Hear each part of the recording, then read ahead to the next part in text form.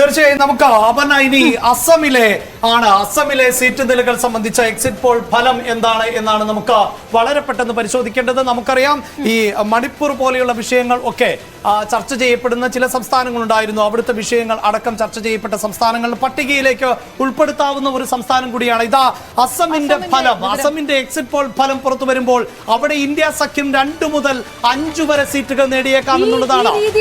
വലിയ വിവാദ വിഷയങ്ങൾക്കിടയിൽ എല്ലാം കത്തി നിൽക്കുമ്പോൾ അതെ, അത് കത്തി നിൽക്കുന്ന സമയത്ത് പോലും 10 മുതൽ 13 വരെ സീറ്റുകൾ NDA നേടും എന്നുള്ള കണക്കുകൾ വരുന്നു. 14 ലോക്സഭാ സീറ്റുകളുള്ള അസമിൽ ഇന്ത്യ സഖ്യത്തിന് 2 മുതൽ 5 വരെ സീറ്റുകൾ നേടാൻ സാധിച്ചേക്കാം എന്ന് പ്രവചിക്കുമ്പോൾ 10 മുതൽ 13 സീറ്റുകളിൽ വരെയാണ് NDA സഖ്യം മേൽക്കൈ നേടാൻ സാധ്യതയുള്ളത് എന്ന വിലയിരുത്തലിലേക്കാണ് ഈ എക്സിറ്റ് പോൾ ഫലം ഇപ്പോൾ പോകുന്നത്. അവിടെ ഏതെങ്കിലും തരത്തിലുള്ള എതിരഭിപ്രായങ്ങൾ ഉണ്ടോ എന്ന് നമുക്ക് അതിഥികളോട് തന്നെ ചോദിക്കാം. കാരണം ഇന്ത്യ സഖ്യം ഒട്ടേറെ വിഷയങ്ങൾ ചർച്ച ചെയ്യുന്ന ഇന്ത്യ സഖ്യത്തിന് അനുകൂലമാകുന്ന സാഹചര്യങ്ങൾ ഉണ്ടായിരുന്ന സംസ്ഥാനം കൂടിയാണ് അസം എന്നത് നമുക്കറിയാം.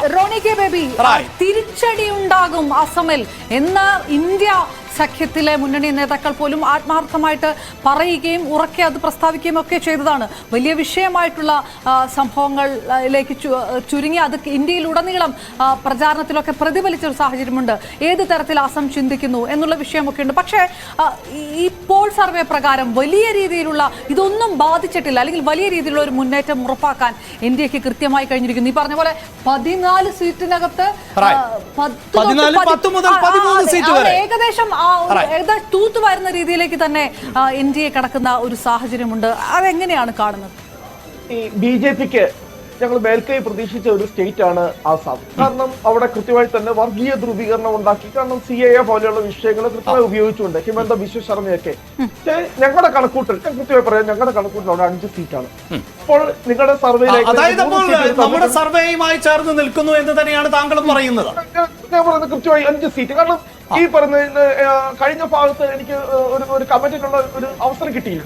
ഗുജറാത്ത്, മധ്യപ്രദേശ്, ഛത്തീസ്ഗഡ്, രാജസ്ഥാൻ ഈ 4 സ്റ്റേറ്റുകളിൽ നിങ്ങൾ ഒരു കാര്യം ശ്രദ്ധിക്കണം. കഴിഞ്ഞ ഇലക്ഷൻ 60% വോട്ടോടുകൂടി BJP ജയിച്ച നിയോജകമണ്ഡലങ്ങളാണ് ബഹുഭൂരിപക്ഷം 90% സീറ്റുകളും. അവിടെയൊക്കെ ഞങ്ങൾക്ക് ഒരു സീറ്റ് ഗെയിൻ ചെയ്യാൻ പറ്റുന്ന രീതിയിലാണ് നിങ്ങൾ പ്രഡിക്ഷൻ. രാജസ്ഥാൻ ഉൾപ്പെടെ, ഛത്തീസ്ഗഡ് ഉൾപ്പെടെ, അല്ലെ മധ്യപ്രദേശ് ഉൾപ്പെടെ. അപ്പോൾ അത് വളരെ കൃത്യമാണ്. കാരണം നിങ്ങൾ കോട്ടകളിൽ BJPയുടെ കോട്ടകളിൽ BJPക്ക് തിരിച്ചടി ഉണ്ടാവുന്നു. ആസാമിൽ പോലും കഴിഞ്ഞ തവണ നിങ്ങൾ അല്ലെങ്കിൽ BJP തൂത്തുവാരി ആസാമിൽ പോലും ഞങ്ങൾക്ക് ഇപ്പോൾ 3 സീറ്റിൽ നൽകിയിരിക്കുന്നു. പക്ഷെ ഞങ്ങളുടെ പ്രതീക്ഷ കൃത്യമായി തന്നെ 5 സീറ്റിൽ ഒരു കാരണവശാലും കുറയാൻ പോകുന്നില്ല. അവിടെ തീർച്ചയായും ഒരുപക്ഷെ ഇനിയിപ്പോൾ ഈ വോട്ടെടുപ്പ് കഴിഞ്ഞ സ്ഥിതിക്ക് എല്ലാ രാഷ്ട്രീയ പാർട്ടികൾക്കും അവരുടെ മനസ്സിലിരിപ്പ് എന്തായിരുന്നു എന്ന് പറയുന്നതിന് കുഴപ്പമില്ല. പക്ഷേ 6 മണിക്ക് മുമ്പാണെങ്കിൽ അങ്ങനെ പറയാൻ സാധിക്കില്ല. എല്ലാ രാഷ്ട്രീയ പാർട്ടികളും വിജയിക്കുമെന്ന് ആവർത്തിക്കുക തന്നെയാണ് ചെയ്യുന്നത്. അപ്പോഴും ഉണ്ടാകുന്ന സംശയം, ഈ സൂചിപ്പിച്ചതുപോലെ നിരവധിയായ വിഷയങ്ങൾ വടക്കുകിഴക്കൻ സംസ്ഥാനങ്ങളിൽ ഉൾപ്പെടെയൊക്കെ ചർച്ച ചെയ്യപ്പെട്ടത് നമുക്കറിയാം. ദേശീയ രാഷ്ട്രീയത്തിലും ദേശീയ മാധ്യമങ്ങളിലും ഒക്കെ എത്രയോ നാൾ നിറഞ്ഞു നിന്ന വിഷയങ്ങളുണ്ട്. അപ്പോൾ ആ വിഷയങ്ങളെ കൃത്യമായി അഭിസംബോധന ചെയ്യാനും അത് വോട്ടർമാരിലേക്ക് എത്തിക്കാനും ഇന്ത്യ സഖ്യത്തിന് സാധിക്കാതെ പോയിട്ടുണ്ടോ എന്നാണോ താങ്കൾ പറയുന്നത്? വടക്ക് കിഴക്കൻ സംസ്ഥാനങ്ങളിലെ ആ ഒരു പൾസ് അത് വോട്ടാകുകയാണെങ്കിൽ അത് ഇന്ത്യ സഖ്യത്തിന് ശുഭകരമല്ല. അത് ഇന്ത്യക്കൊപ്പം നിൽക്കുന്നു എന്ന് പറയുന്ന ഒരു പോയിന്റ് ഉണ്ട്. അവിടെ രാഷ്ട്രീയപരമായിട്ട് ഇന്ത്യ സഖ്യത്തിന് അവിടെ ഒരു വെല്ലുവിളിയുണ്ട്. ആസാമിന്റെ രാഷ്ട്രീയം കൃത്യമായിട്ട് അറിയാം. കാരണം ബംഗ്ലാദേശ് ഉൾപ്പെടെയുള്ള പ്രദേശങ്ങളിൽ അങ്ങോട്ട് കുടിയേറി വന്ന ആളുകൾ, അവിടേക്ക് വന്ന ന്യൂനപക്ഷങ്ങൾ, അവർക്കെതിരെ വലിയ പ്രചാരണം അഴിച്ചുവിട്ടുകൊണ്ട് BJP ഗുജറാത്തിന് സമാനമായി ഒരു വർഗീയ ധ്രുവീകരണം, വളരെ കൃത്യമായി തന്നെ ഭൂരിപക്ഷ ന്യൂനപക്ഷ ധ്രുവീകരണം ഉണ്ടാക്കിയെടുത്ത ഒരു സംസ്ഥാനമാണ് ആസാം എന്ന് പറയുന്നത്. അപ്പോൾ ആ ആസാമിൽ ഒരു 5 സീറ്റ് ഞങ്ങൾക്ക് കിട്ടുക ഇപ്പോഴത്തെ രാഷ്ട്രീയ സാഹചര്യത്തിൽ, ഇത്രയും വർഗീയ ധ്രുവീകരണം ഉള്ള ഒരു സാഹചര്യത്തിൽ പോലും 5 സീറ്റ് ഞങ്ങൾക്ക് കിട്ടുക എന്ന് പറയുന്നത് ഞങ്ങൾക്ക് വലിയ നേട്ടം തന്നെയാണ്. അത് ഞങ്ങളുടെ കണക്കുകൂട്ടലോട് ചേർന്ന് നിൽക്കുന്നത് തന്നെയാണ് ആസാമിലെ കണക്ക് എന്ന് എനിക്കിവിടെ പറയേണ്ടിയിരിക്കുന്നു. എന്തായാലും 171 മുതൽ 179 സീറ്റുകൾ വരെ, അതായത് 266 അപർണ 266 സീറ്റുകളിൽ നിന്നുള്ള എക്സിറ്റ് പോൾ ഫലം ആണ് നമ്മൾ പ്രേക്ഷകരുമായി ഇപ്പോൾ പങ്കുവെക്കുന്നത്. അവിടെ 200 എന്നതിലേക്ക് എത്തുകയാണ് BJP. അതേസമയം ഇന്ത്യ സഖ്യമാകട്ടെ 100-ന് മുകളിലേക്ക് സീറ്റുകളിലേക്ക് എത്തുന്നുണ്ട്, 106 സീറ്റുകൾ വരെ. അല്പസമയത്തിനുള്ളിൽ തന്നെ നമുക്ക് ഡൽഹി അടക്കമുള്ള സംസ്ഥാനങ്ങളിലെ ഇത് കൊടുക്കാൻ എനിക്ക് തോന്നുന്നു. ഈ സർവേ ഫലത്തിൽ കൃഷ്ണദാസിന്റെ കൂടി ഒരു അഭിപ്രായം തേടേണ്ടതുണ്ടല്ലോ. അവർ പ്രതീക്ഷിച്ചതുപോലെയുള്ള ഒരു നേട്ടം എന്നതാണോ എക്സിറ്റ് പോൾ പറയുന്നത്? റോഡിയുടെ വാദത്തോട് ഏതെങ്കിലും തരത്തിലുള്ള എതിരഭിപ്രായമുണ്ടോ ശ്രീ കൃഷ്ണദാസ്? ഗുജറാത്ത്, ഛത്തീസ്ഗഡ്, രാജസ്ഥാൻ, മധ്യപ്രദേശ് എന്നൊക്കെ പറയുന്ന സംസ്ഥാനങ്ങളുടെ ഗണത്തിലേക്ക് ആസാം ഈ തെരഞ്ഞെടുപ്പോടുകൂടി മാറാൻ വേണ്ടി പോവുകയാണ്.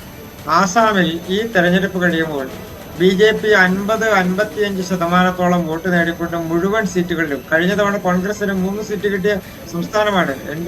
UPA കക്ഷികൾക്കെല്ലാം കൂടി 4 സീറ്റ് കിട്ടിയ സംസ്ഥാനമാണ് ആസാം. വടക്ക് കിഴക്കൻ സംസ്ഥാനങ്ങൾ കേന്ദ്രീകരിച്ചുകൊണ്ട് ഇന്ത്യ മുന്നണിയിലെ രാഷ്ട്രീയ പാർട്ടികൾ, പ്രത്യേകിച്ച് കോൺഗ്രസ് നടത്തുന്ന ഒരു വ്യാജ പ്രചരണമുണ്ട്. അതിനെല്ലാം അവിടുത്തെ ജനങ്ങൾ ഈ തെരഞ്ഞെടുപ്പോടുകൂടി യഥാർത്ഥ മുഖം അവർ കാണിക്കാൻ വേണ്ടി പോവുകയാണ്. രാഷ്ട്രീയപരമായി അവരുടെ തീരുമാനം എന്താണ് എന്നത് ഈ തെരഞ്ഞെടുപ്പ് കഴിയുമ്പോൾ നേരത്തെ ശ്രീ റോണി പറഞ്ഞതുപോലെ തന്നെ ഗുജറാത്തിന്റെ പോലെ, രാജസ്ഥാന്റെ പോലെ, മധ്യപ്രദേശിന്റെ പോലെ BJPക്ക് പൂർണ്ണമായും സീറ്റുകൾ നേടാൻ കഴിയുന്ന ഒരു സംസ്ഥാനമായി ആസാം മാറും എന്നുള്ള കാര്യത്തിൽ ഒരു സംശയവും BJPയെ സംബന്ധിച്ചില്ല. അതിന്റെ പ്രധാനപ്പെട്ട കാരണം വടക്ക് കിഴക്കൻ സംസ്ഥാനങ്ങൾ കേന്ദ്രീകരിച്ചുകൊണ്ട് നടക്കുന്ന ഒരു ഇന്ത്യ വിരുദ്ധ പ്രചരണത്തിന്റെ, പ്രത്യേകിച്ച് അതിൽ ഒരു BJPക്ക് ഒരു വ്യത്യസ്തമായിട്ടുള്ള രാഷ്ട്രീയ അജണ്ടയുണ്ട് എന്ന് പറഞ്ഞുകൊണ്ട് നടക്കുന്ന ഒരു പ്രചരണമുണ്ട്. ആ പ്രചരണത്തിന്റെ അടിസ്ഥാനം എന്ന് പറയുന്നത് ജാതിയും മതവും എല്ലാം കൂട്ടിക്കലർത്തിക്കൊണ്ട് ഒരു രാഷ്ട്രീയ വൈരാഗ്യവും ജനങ്ങളിലേക്ക് കുത്തിവെക്കാൻ വേണ്ടി, അത് വളർത്തിയെടുക്കാൻ വേണ്ടി ശ്രമിക്കുന്ന ഒരു ഘടകം വടക്ക് കിഴക്കൻ സംസ്ഥാനങ്ങളെ സംബന്ധിച്ച് കുറച്ച് കാലങ്ങളായുണ്ട്. അത് ഈ തവണ ജനങ്ങൾ വടക്ക് കിഴക്കൻ സംസ്ഥാനങ്ങളിൽ നിന്ന് അതിനുള്ള മറുപടി നൽകും.